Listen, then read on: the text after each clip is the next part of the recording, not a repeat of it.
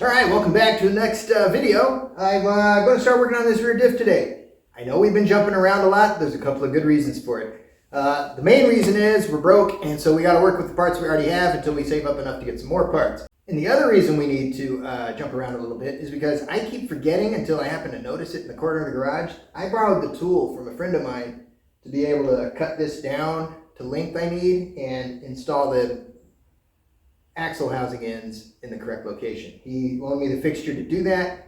It's probably been 8 or 9 months since he loaned that to me, and it's just sitting here, and I feel awful. I need to get that back to him. I just forgot all about it.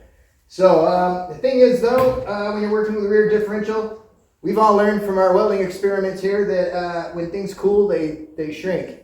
Welds shrink. So if we weld our brackets on the front of this housing, and we already have our housing ends on here, this tube is going to bend this way when it cools off. And that's going to move the housing end. And what happens then is your axle isn't straight going into the differential in the middle. And that's when you start doing things like breaking axles or getting vibrations or taking out wheel bearings.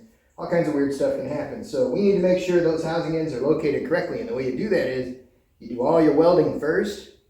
Shock mounts, braces, ladder mount brackets, all that stuff. Weld all that stuff on first. Make sure you're done with all the welding you're going to do on the rear end housing. Then put your housing ends on. That way you know they're straight and where they need to be. So before I can put those housing ends on, I need to order them, which I just did literally minutes ago. And then the second thing we need to do is we need to start making our ladder bar brackets so we can get those welded on here. So today we're going to focus on that.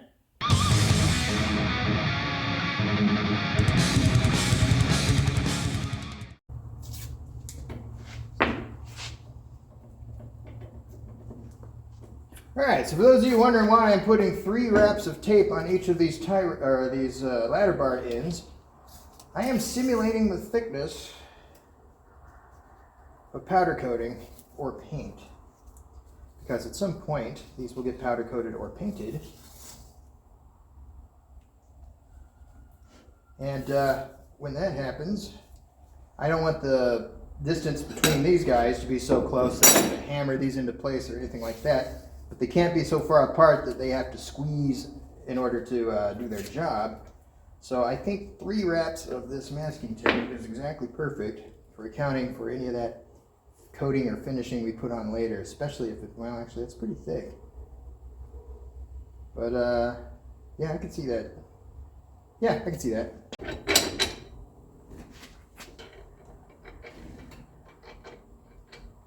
And I've taped everything up specifically to not scratch up these ladder bars because they are powder coated. So what we've done is we got ourselves a piece of 1 inch by 3/16, which is the thickness of these plates.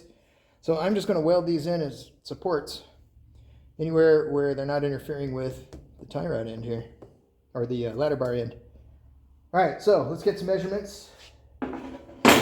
Start getting these things made. Okay, so you know the drill. Or the saw in this case.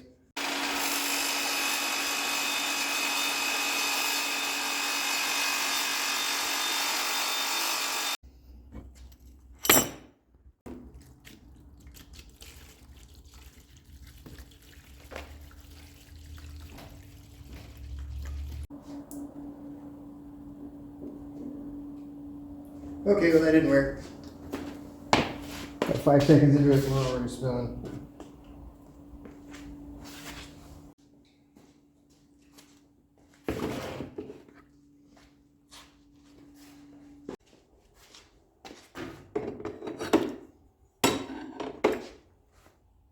All right, look at all that nastiness floating around in here. That is exactly why this stuff is in there. So let me get some gloves on. We'll pull this stuff out of the soup and wipe it down and see what we ended up with.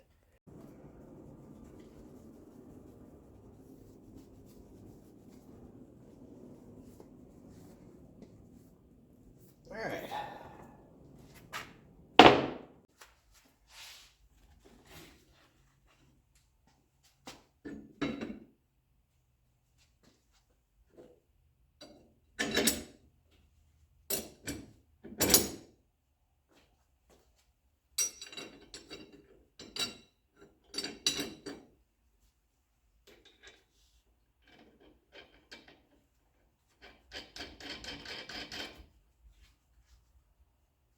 All right, let me think about getting this. Let me get this squared up first.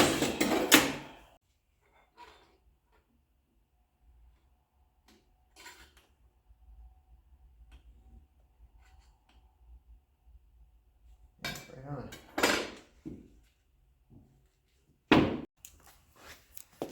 All right.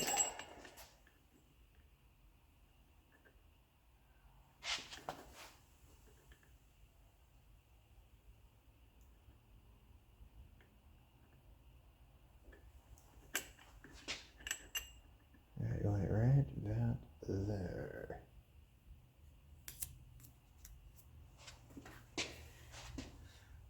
That'll get us close to the tube on the bottom. Okay. Plenty of room up here. Now just make sure it is square.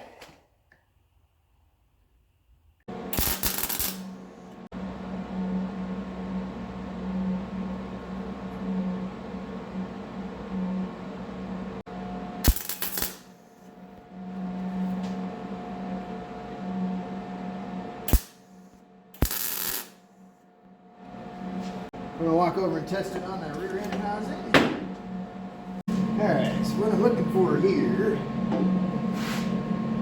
so I want to make sure this is down far enough to engage, and it is, so that's about perfect.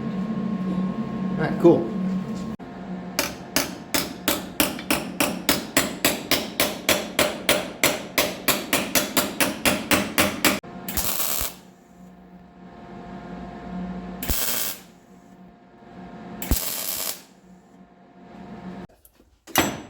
All right.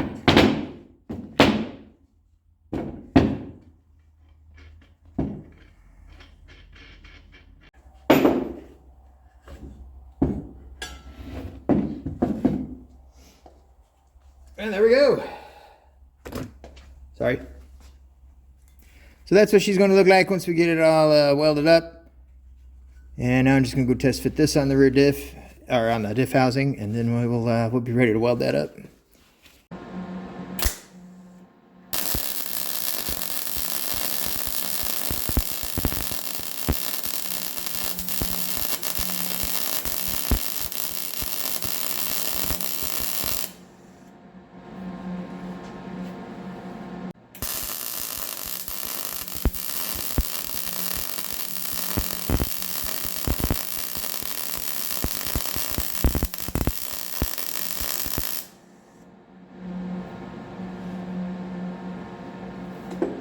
All right, so I just wanted to get this end tacked in place so that I can remove that. I'm going to stick that down at the other end, and this is my spreader. That's what I'm using to keep this hole opened up so it doesn't tighten up while I'm welding on it. All right, so all I got to do now is get to the point where I can weld more than like a ½ an inch of good weld. I mean, don't get me wrong, we'll work with this. It'll be just fine. We're going to be grinding her all smooth and pretty anyway. But, yeah, we're getting there.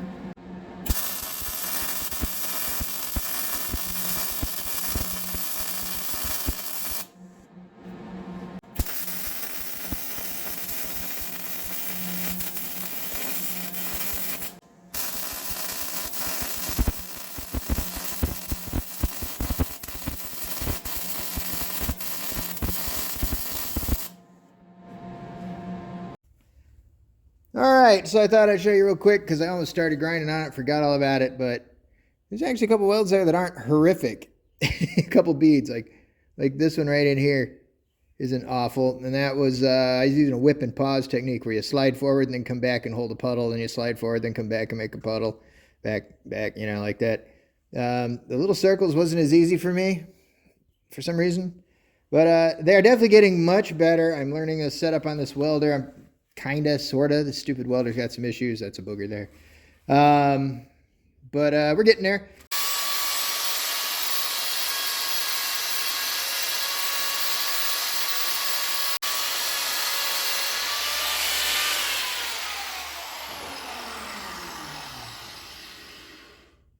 Alright, so here she is. I got this side pretty well ground down. I made a mess of it, but hey, like I said, it's going to get sandblasted and powder coated at some point. So now I've just got to grind down this side, make that all work out, and then I got to move over here and do this big one still. Whew.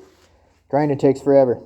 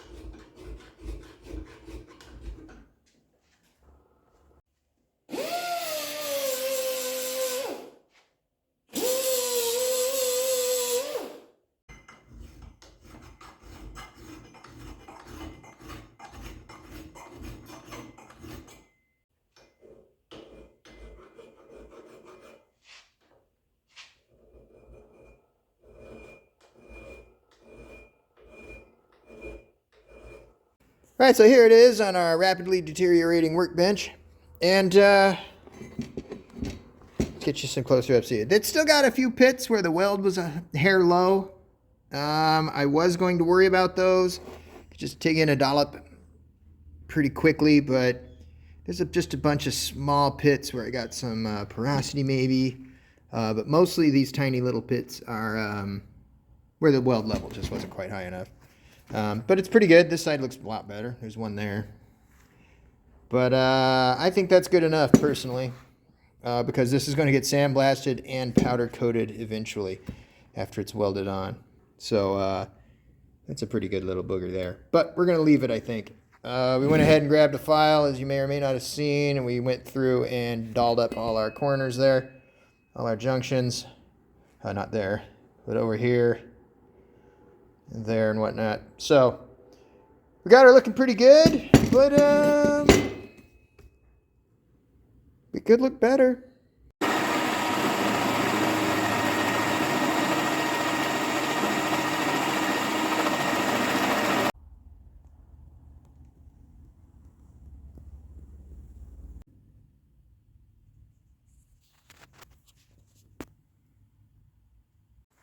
And here's what they're going to look like installed on that rear diff housing.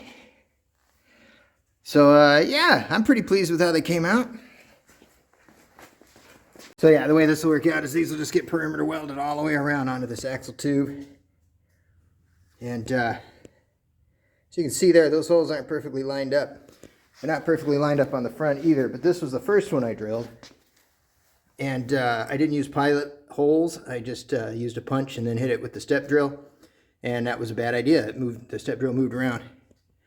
This side, I went ahead and hit it with a 1/8 inch pilot hole first, and they came out straight. So that's a good thing.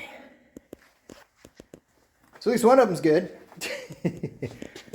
But I'm not unhappy with either one. So, all right, we're getting there. So yeah, all these little projects we're doing, like these ladder bar brackets and smaller things like that, really help a lot because it allows me to practice a little more before I get into the more obvious stuff, the bigger things that are going to be out in the open for everyone to see. So, like I said, the holes aren't perfectly straight on this one. They're a lot better on that one. And, there's some pits in it still, a little porosity along some of the welds, but for the most part, I think we're good to go. And we should only get better from there. So, yeah. Now we have ladder bar brackets. Now we can, the next one maybe, we'll get them attached to this housing. Because the sooner I get this housing done, completely welded up and ready to go, the sooner I can return my buddy's tool to him. Because I've had that thing for a long time now and I feel pretty bad about it. So we'll get that done. And then all we got to do is get those rear frame rails handled, get that junction taken care of that we started building. And then we can bolt this to it. And then we'll almost have some kind of a suspension under the truck.